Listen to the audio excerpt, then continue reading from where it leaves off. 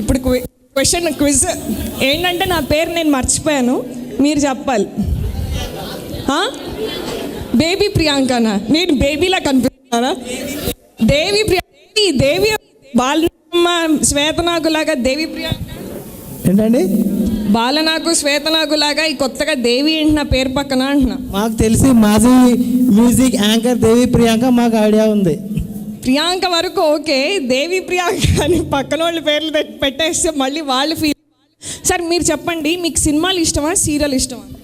మూవీసా? మీకు బాగా ఏడుపు వచ్చిన మూవీ ఏంటి? బాగా అంటే పుట్టింటికి రా చెల్లి. అవునా? ఎందుకు, మీకు చెల్లెళ్ళు ఉన్నారా? ఒకరే. ఎప్పుడైనా బయట ఎవరైనా మిమ్మల్ని అనయ్య అని పిలిచారా? కనిపించారు. పిలిచారండి.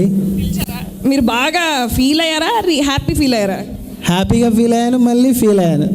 పైకి మాత్రం హ్యాపీగా ఫీల్ అయినట్టు లోపల ఫీల్ అయ్యి ఉంటారు, అంతేనా? అవునండి. ఇప్పుడు కూడా కనిపిస్తూ ఉంటారు ఆవిడ? ఉంటారు, ఇక్కడ ఉన్నారు కూడా. మీ పేరు? రాజేంద్ర ప్రసాద్. మాది రాజరాజేశ్వరి జ్యువెలరీ షాపా? ఎంతుంది ఇప్పుడు గ్రామ్ బంగారం? 27,000 అండి. ఇప్పుడు మిమ్మల్ని నేను బాగా టార్గెట్ చేసి మీకు సోప్ వేస్తే నాకు ఎంత డిస్కౌంట్ ఇస్తారు? మీకైతే 1,000 డిస్కౌంట్ ఇస్తామండి. అది ఎలా ఉంది తెలుసా? 1,000కి ఇస్తా అన్నట్టు చెప్పారు మీరు. 1,000 డిస్కౌంట్ ఇస్తా అంటే ఏంటి సార్, ఎంత బాగున్నారు తెలుసా? అప్పుడే గుడి నుంచి వచ్చిన బుజ్జి వినాయకుడిలో ఉన్నారు, కుంకుమ బొట్టు పెట్టుకొని. నాకు చిన్నప్పటి నుండి అలవాటు అండి. అవునండి. అలా ఈ కుంకుమ బొట్టుతో ఎంతమంది అమ్మాయిలు పడేశారు మీరు? ఇప్పటివరకు ఎవరిని పడేయలేదు. కాలు కూడా అడ్డం పెట్టరు అనమాట మీరు. అక్కడ ఆ హెయిర్ స్టైల్ చూస్తుంటే సల్మాన్ ఖాన్ గుర్తొస్తున్నారు. నన్ను చూసిన వెంటనే తలనెక్కి తిప్పేశారు. మీరే వైట్ షర్ట్, కరెక్ట్గా వైలెట్ షర్ట్ పక్కన ఉన్నారు. అసలు అర్థం కావట్లా, పిలిచేది మిమ్మల్ని. ఇక్కడ మీ పేరు? కుమారస్వామి. ఏం చేస్తుంటారు? భోజనం చేసిన తర్వాత ఎన్ని కిళ్ళీలు వేసుకుంటారు? పాన్లు తినరా? డైరెక్ట్గా గుట్కానా? లేదండి, అన్నం తింటాను. అన్నం తింటారా? అంటే భోజనం చేస్తానన్నారు కదా, అందులో బాగా ఇష్టమైన కర్రీ ఏంటి? వాటర్ తాగుతా, కర్రీ తినే అలవాటు లేదండి. భోజనం చేయడం. అవునా? మనుషులను భోజనం చేయడం. ఇప్పుడు దాకా ఎంతమందిని తినేశారు? ఇప్పటి వరకు 99. ఇంకొకళ్ళు ఇక్కడున్న వాళ్ళలో మీకు బాగా ఎవరు నచ్చారు? నేను కాకుండా.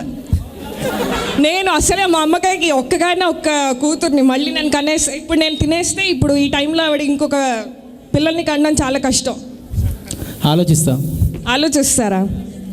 చూడండి పక్కన పాప బ్లూ కలర్ డ్రెస్లో చమక్ బాగుంది. కిడ్స్ కదండి వాళ్ళు. ఏంటి ఇక్కడ కూడా మళ్ళీ ఇదొక డెడికేషన్, ఇదొక అడ్డమా? అవునండి. బాగా చెప్పారు. ఏం చేస్తుంటారు మీరు? నేను కాలేజీలో లెక్చరర్ చేస్తాను. మీరు కాలేజ్లో లెక్చరరా? అయితే గ్యారంటీ తినుంటారు. నేను చెప్పక్కర్లేదు కానీ అర్థమైపోయింది. సరే, ఇప్పుడు కాసేపు అలా ఒక చిన్న ఫుల్ స్టాప్ పెడతాం, ఎందుకంటే ఇంకా చాలా సెగ్మెంట్స్ ఉన్నాయి కాబట్టి. ప్రస్తుతానికి ఏం సెగ్మెంట్ జరగబోతుందో నేను చెప్తాను, కాకపోతే సస్పెన్స్ అనమాట, ఎందుకంటే స్క్రిప్ట్ నా దగ్గర కూడా లేదు. బాబు శివ, హ్యాపీ న్యూ ఇయర్ అడ్వాన్స్గా. చాలా ముద్దుగా ఉన్నారు, మేకప్ లేకుండా. ఎంత బాగున్నారో నిజంగా. అక్కడి నుంచి వచ్చినందుకు ఎలా రియాక్ట్ అవుతారు అనుకున్నాను, కానీ బాగా రియాక్ట్ అవుతున్నారు. కాకపోతే ఇంత మంచి ప్రోగ్రామ్, అది ఇంత మంచి యాంకర్ ఉండగా చాలా మంచిగా తయారు చేయాలి కదా. సో ఇప్పుడు మనం ఏం చేద్దాం అంటే ఒక మంచి పాటతో మన ప్రోగ్రామ్ని స్టార్ట్ చేద్దాం. శివరంజని, నిరంజని గారు రెడీగా ఉన్నారు. చాలా బ్యూటిఫుల్ సింగర్స్. చెప్పాలంటే ఒక సుశీల, ఒక జానకి అనమాట ఈ ఊరికి. సో వాళ్ళు చెప్పేద్దాం. ఒక్కసారి చప్పట్లు కొట్టేస్తే మీ చిటి చేతులతో నొప్పి పుట్టకుండా ఒకసారి చప్పట్లు కొట్టాలి. హలో, ఇప్పుడు ఏం పాట పాడుతున్నారు? ఆవిడ పాడితే మీరు డాన్స్ చేస్తారా? లేదు. మరి ఇదేంటిది? తను పాడిన తర్వాత నేను పాడతాను. ఓహో, ఒకళ్ళు 1+1 ఆఫర్. ఇద్దరు పాడతారు, కాకపోతే వన్ ఆఫ్టర్ ది అదర్. తప్పకుండా. All the best. ఒక్కసారి చప్పట్లు కొడదాం వాళ్ళకి గుడ్ లక్ చెప్తూ.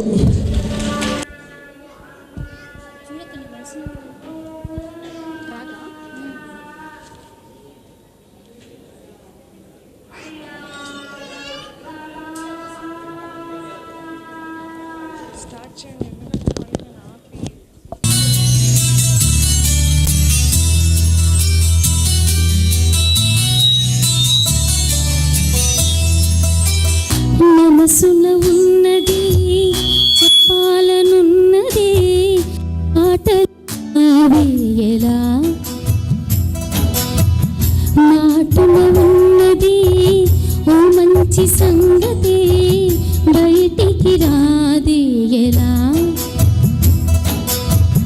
అతడిని చూస్తే రెప్పలు వాలిపోయే బిడియమ్మ పేదలా,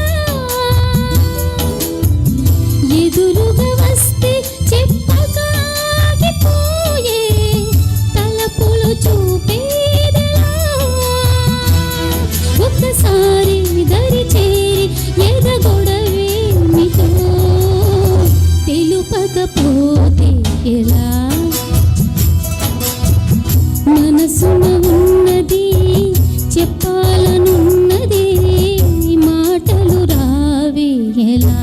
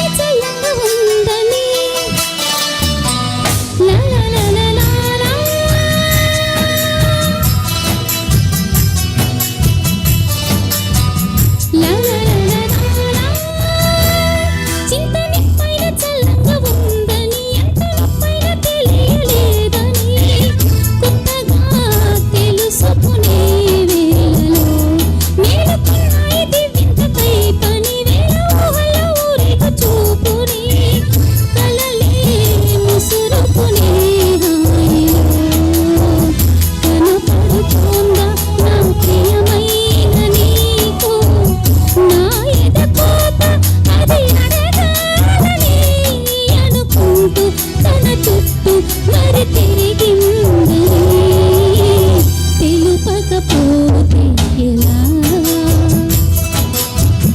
మనసున ఉన్నది చెప్పాలనున్నది మాటలు రావి ఎలా,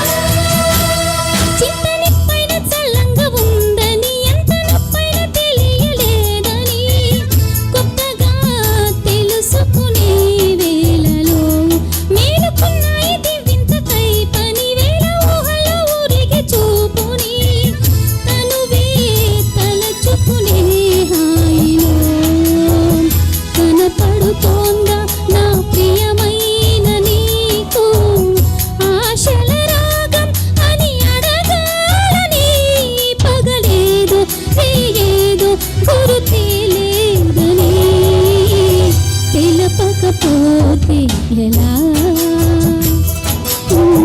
మనసున ఉన్నది చెప్పాలనున్నది మాటలు రావి ఎలా, మాటున ఉన్నది ఓ మంచి సంగతి తెలుపకపోతే ఎలా,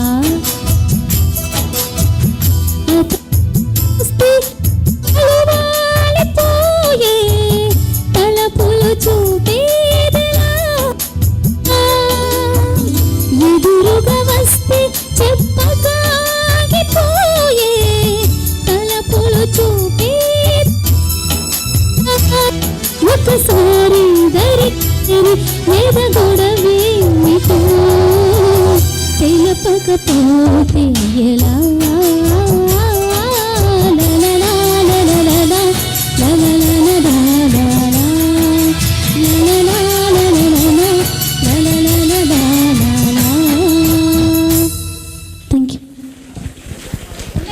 ఉండండి, నేను బాగానే తింటానే 6 times a day, but why my voice like a క్రో.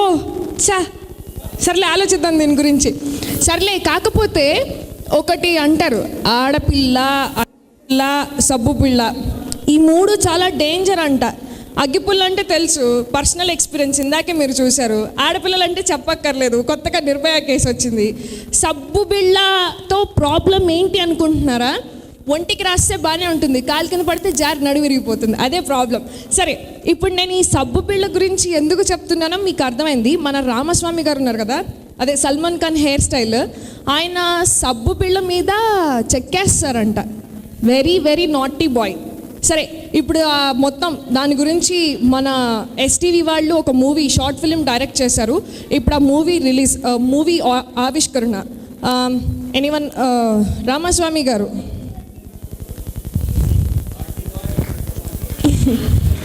రండి సార్, మీ గురించే. హౌ స్మార్ట్ సార్ మీరేం, మీ డైట్ కూడా ఏంటి చెప్పండి.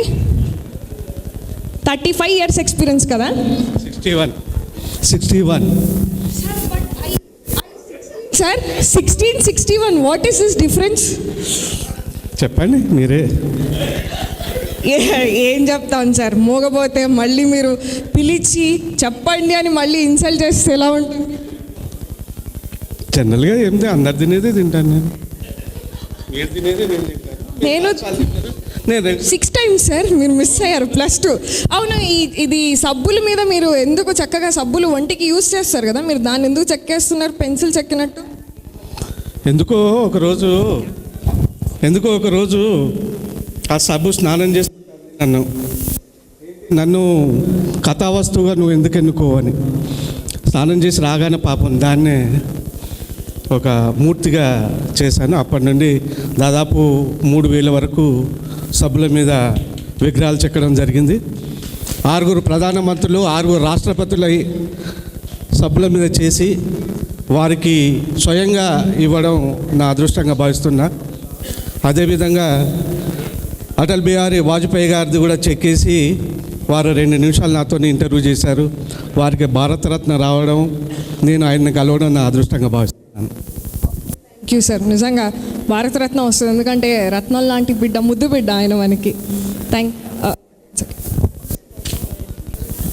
నేను జనరల్గా ఆర్టిస్ట్ని. మేము వ్యవసాయం, మా పిల్లలు కూడా ఆర్టిస్టులే. దాదాపు ఇక్కడ ఉన్న చాలామంది ప్రేక్షకులలో నా స్టూడెంట్సే ఉన్నారు. మీరు ఇంటర్వ్యూ చేసిన అమ్మాయి వీళ్ళ స్టూడెంట్సే, నా శిష్యులే వీళ్ళంతా. అలాగే చాలామందికి ట్రైనింగ్ కూడా ఇవ్వడం జరిగింది. జనరల్గా లక్నో, అమృత్సర్ లాంటి ప్రదేశాలలో కూడా ఈ సబ్బుల మీద విగ్రహాలు చెక్కడం నేర్పిస్తున్నా. అట్లే కాకుండా నేను ప్లాస్టర్ ఆఫ్ ప్యారిస్ అదేం కాదు, ఎవరికి ఇంట్రెస్ట్ పోయి ఫ్రీగా నేర్పడమే, అట్లయినా తప్ప ఇక్కడ ఏం లేదు. దానికి మా మిత్రులు విలేకరులు కూడా నాకు బాగా సంతోషదాయకం. ముందుకు వచ్చేస్తే కావాలంటే నేను సబ్బుల మీద, అదేవిధంగా దారు శిల్పాలు అంటే ఈ మధ్య కర్రల మీద కూడా చేస్తున్నాను. దాదాపు ఇక్కడ చాలా బ్రోచర్స్ తీసుకురావడం జరిగింది. మరి నేర్చుకునే వాళ్ళు ఇలా వస్తారు. సరే, ఎప్పుడైనా మీ వైఫ్ బొమ్మ చెక్కా? ఎందుకో నా కుటుంబం వాళ్ళవి కానీ నాయి కానీ చెక్కలేదండి. మాత్రం కొంచెం దెబ్బతింటే హృదయం దెబ్బతింటుంది కదా. వెల్ సెడ్ సిమ్ టచ్ చేశారు సార్, బట్ వెరీ థ్యాంక్స్.